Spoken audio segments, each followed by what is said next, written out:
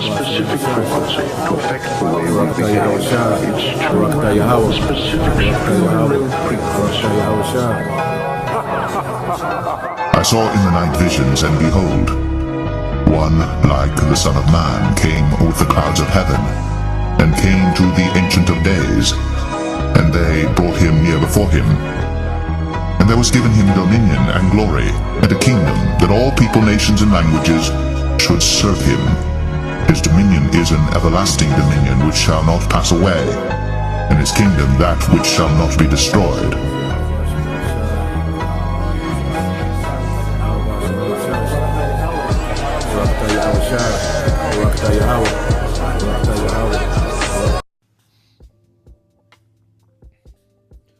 Alright, Shalom. First and foremost, I would like to give all praise, honor, and glory unto Yahweh, Bahashem, Yahweh Shai, Bahashem, Rakakwadash. Double honors unto the apostles and the elders of GMS who rule well, teach well, being great examples to us younger brothers. And peace and blessing and salutation to the hopeful elect out there pushing his word in truth and in sincerity across the four winds in the name of Yahweh Bashem Yahweh Shai, pushing to get up out of here. Shalom to the hopeful elect, the believers, the listeners whom have came back to the obedience of the scriptures through faith in Yahweh Bashem Yahweh Shai. Alright, and what I want to get into today, dealing with, being active, as men of the Lord, being active as men of Yahweh Bashem Yahweh Shai. Okay, and as we come into this ministry, as we fully begin to understand what we're a part of more and more, all right, we begin to reprioritize our life, okay, and the foundation of everything we do becomes centered around Yahweh Bashem Yahweh Shai and laboring in this ministry, okay, and there's a balance because as we labor in this ministry, we can't neglect, our day-to-day obligations, and we can't neglect our day-to-day, growth, all right, when it comes to being a man in society. We're not here to get rich. We're not here to dedicate our life to chasing the bag or some worldly ambition, okay? It's just a thing of constantly increasing as a man while we're here, and that's increasing in skill, okay? Increasing in how we network, how we move, how we're efficient, just being the best version that we can be, according to this truth. You see, we're being molded after Yahweh Shai, okay? So as we're being molded by Yahweh Shai in this truth, this should pour over into the world, and we should become more efficient with this wisdom that we're getting in the world, we should become more efficient in the world with this wisdom that we're getting in the truth, okay? Because it begins to make us look at things from a different angle. See, in the world, we was limited to certain angles, we was in the box. But in this truth, you see, we begin to have perspective that's outside the box, okay, and that we can use, all right, in our day-to-day in the world to free us up more for the truth, to clear our mind and give us a clear space, for the truth, man. And every brother got their own lot, their own portion, their own circumstances. Every brother got their own reality, all right, away from the body. Brothers have different overheads, different obligations, different states, different cost of living. And see, every brother has to adjust according to their situation, okay? So this is a lesson, just giving a general perspective, a general mindset according to the scriptures. Now you go to Proverbs 10:4. It said, he becometh poor that dealeth with a slack hand, but the hand of the diligent maketh rich. Okay? It said he becometh poor that dealeth with the slack hand. And we have to be active, man. We have to be active, all right, as men. Okay, and first and foremost, we're active in this truth, and we're becoming rich in this truth. We're becoming rich in understanding. But how do you become rich is being active, man. Like you really have to get into this thing. You have to really be in the loop, watching, being a watchman. You have to be active, man. Understanding what's going on around us, what's happening locally, what's happening nationally, what's happening internationally, man. Being up on these things, being a watchman is a diligent work, man. Being in this ministry, this is a diligent work, man. You're going to be physically tired, laboring in the truth, man. All right, but we're becoming spiritually rich, you see, and it's going to pay in the times to come. Okay, now let's go here. When you get the book of Proverbs chapter 12, all right, in verse 11, it says, "He that tilleth his land shall be satisfied with bread, but he that followeth vain person is void of understanding." Okay, and see, right now, that's why the work is likened unto a vineyard. Okay, so we are to till, all right, the land, all right, which is to what, man? Prepare, okay, the land to receive seed, okay, to receive this word in the spirit. That's what that's going into, preparing the listeners, preparing their minds to receive this word.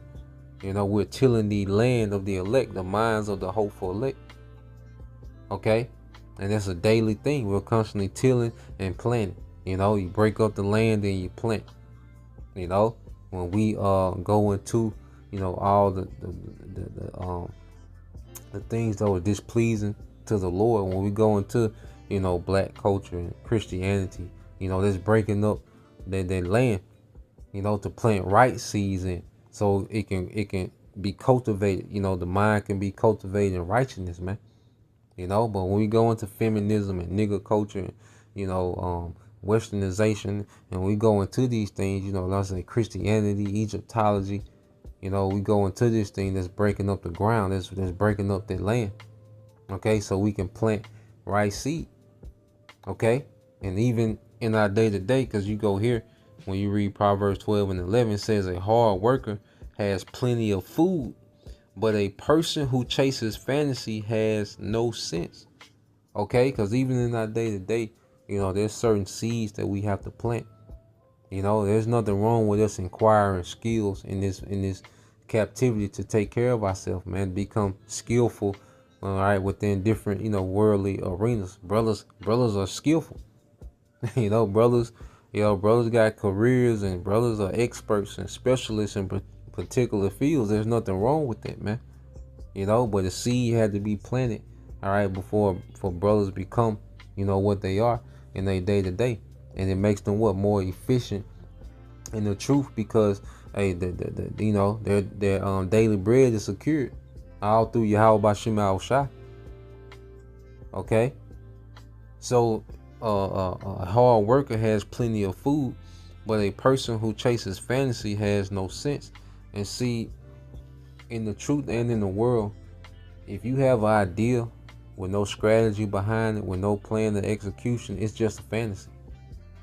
You can have an idea, all right, but if there's no practical, all right, strategy or practical plan to go with that idea, then it's just a fantasy, man. And as men, we're supposed to be strategizing, man. We should be constantly, because our day-to-day is like running a kingdom. Each brother, they're their own kingdom right now. Okay, before we're joint heirs with Yahweh, we're tasked with running our day-to-day affairs, man, and running it officially according to this wisdom that we got. And it takes work, it takes labor, man. It ain't about back-breaking work and working 60, 70 hours a week. Okay, but it is about strategizing and planning and executing, having goals, having a vision, and executing on that vision. And if the Lord with it, he gonna bless it. If he not, he gonna shut it down, and he gonna show us the way he want us to go. But we have to be in motion. We can't just be in our head, living in the fantasies. Okay, sitting here depressed, because we want this, we want that, we want the kingdom right now, but the kingdom gonna come when it's gonna come. In the meantime, we should be occupied with running our daily affairs with this wisdom. We're being allowed to put this wisdom into practice in this grace period, man. So we can't be caught up with just these in our head and not doing nothing, man. You know, and just hoping and being depressed and angry, just going through all these emotions and letting life happen to us. Nah, man. You know, we gotta be active, man. You know, first and foremost in this ministry, and then in this world. All right, using this wisdom, man. Okay, let's go here. Proverbs 13:4. It says, "The soul of the sluggard desireth and have nothing, but the soul of the diligent shall be made fat," man. Okay, the soul of the sluggard desireth and have nothing, man. Okay, because here it is.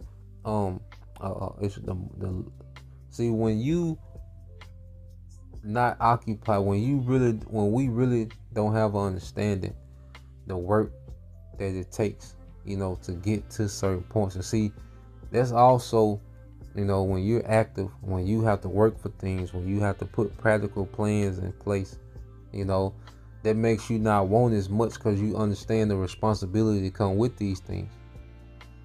You know, when you really understand the responsibility that come with these things, it stop you from not wanting as much, man. Okay, because you understand the responsibility attached to these things, man.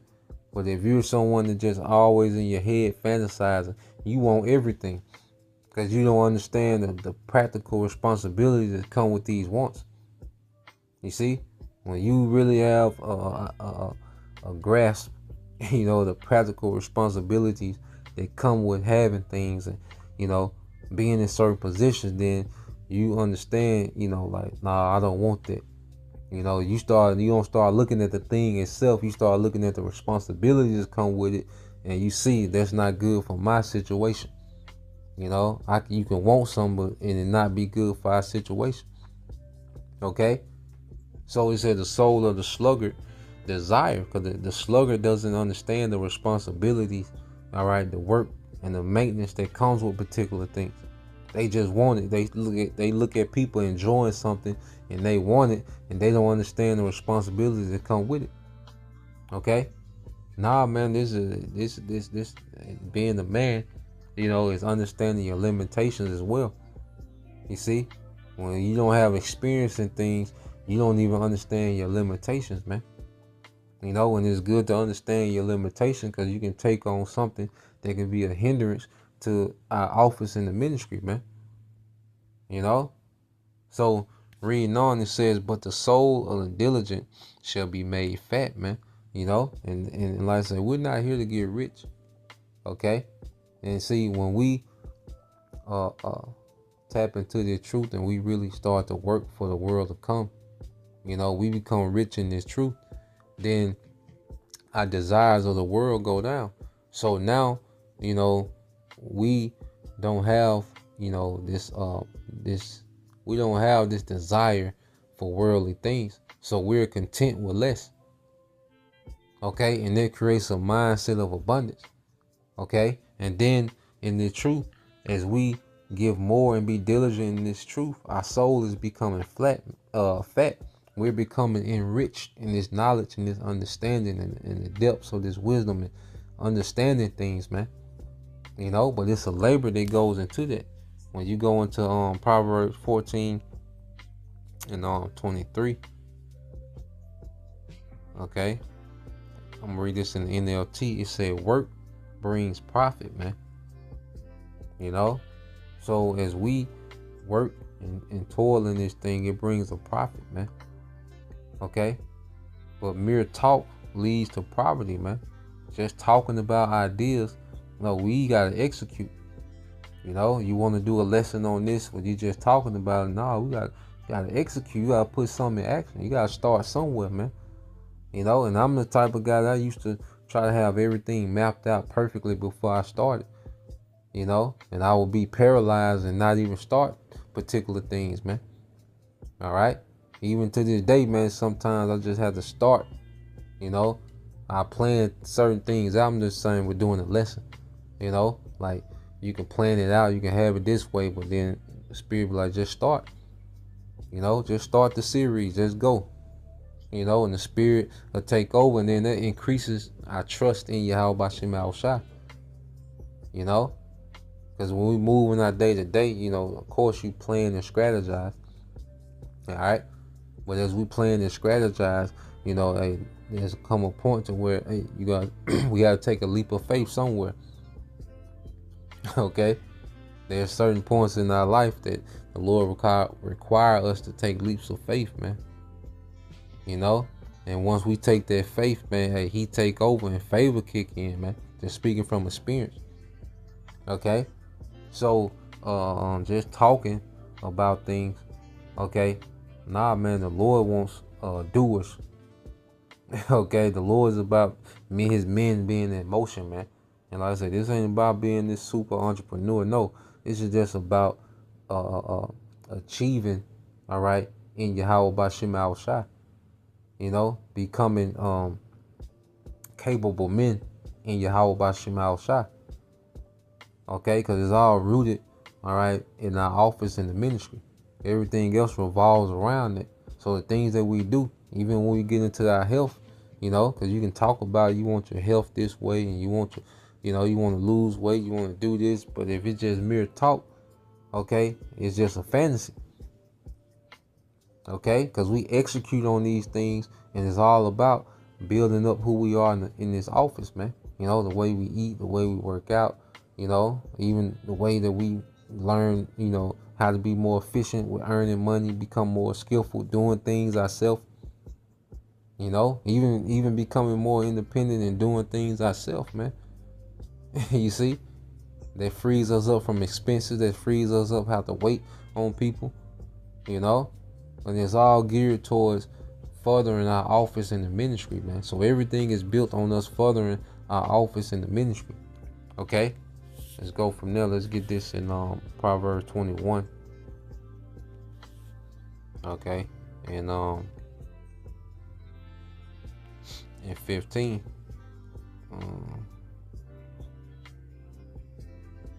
21:5. So like. And this shows you, when you go to Proverbs 21:5, it said the thoughts of the diligent tend only to plentiness, but everyone that is hasty only to want. Okay, so let's read this in the NLT.